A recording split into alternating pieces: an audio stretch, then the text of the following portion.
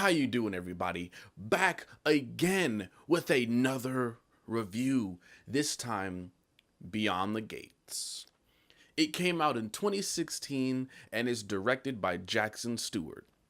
It is about two brothers whose father has gone missing and they discover his soul has been trapped inside of a VHS board game and they must play the game to get him back. Characters. We got John and Gordon, the two brothers. Gordon is clearly the more mature and put together brother, while Jeff is the immature one whose best years were obviously in high school, and the two of them do not have the best relationship at all. And finally, we have Margot, who is Gordon's girlfriend. These are really the only three characters that really matter, as they're the only ones who really get any time with. There's also the shopkeeper, who's all kinds of creepy. You got the dad, you have the sheriff, and you have John's friend. I don't remember the guy's name, but these other people aren't very important. They don't play a big role in the movie. So what I liked about this movie, first, it has a fantastic score. It feels really retro and it sets the tone of the movie really well. All the acting is fantastic. Everyone's playing it very reserved. There's no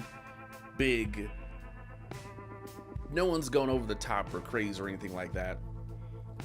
You can feel the tension and the awkwardness between the two brothers. That's nice. One of my favorite scenes is, I would say, the bar scene, which is, I would say, the second bar scene when the two brothers discovers a kind of doll. That's probably my favorite scene in the movie. This has great tension and atmosphere, a really good build. This is a slow burner. It's a slow burner. And I really like the creepy shopkeep. It's something we don't get a whole lot in horror movies nowadays. I guess, creepy shopkeep is kind of an old retro 80s thing, which I know that's why they put it in here, because this is supposed to be like, well, not really 80s, but homage to the 80s, but that's what I liked about this movie. What I did not like about this movie, firstly, it's our characters' reaction to the stuff going on. They are not as freaked out as they should be. I feel like every time something new is introduced, they kind of go, oh, whoa, what's that? And then it's just a normal thing. They need to freak out more. There needs to be more like, oh my God, what the hell? This game's like alive. That doesn't really happen. That bothered the hell out of me. This film is really slow.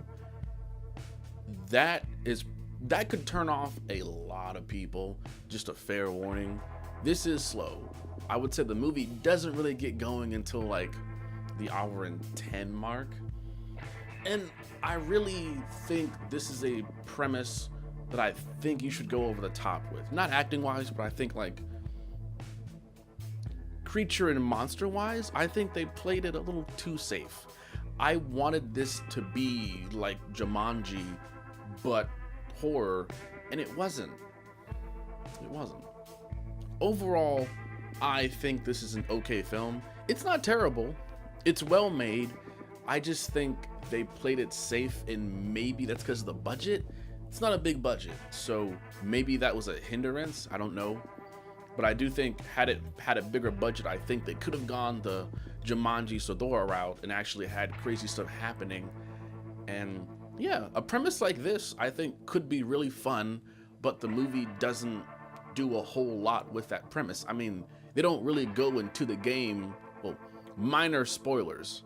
They don't even really go in the game until like the last 10 minutes of the movie, and they're only there for a couple of minutes. Oh, almost forgot.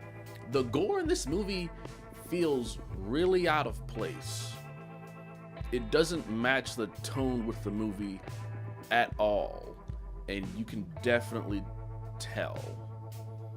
And I think that's it. It's on Netflix, so if you don't want to spend money buying a DVD or something, I guess check it out on Netflix. I would recommend it if you're into indie horror, but really, it's not something I think you have to see. All right. Well, that's it. Keep on watching anime. Keep on watching movies. Keep on doing you. All right. Bye-bye.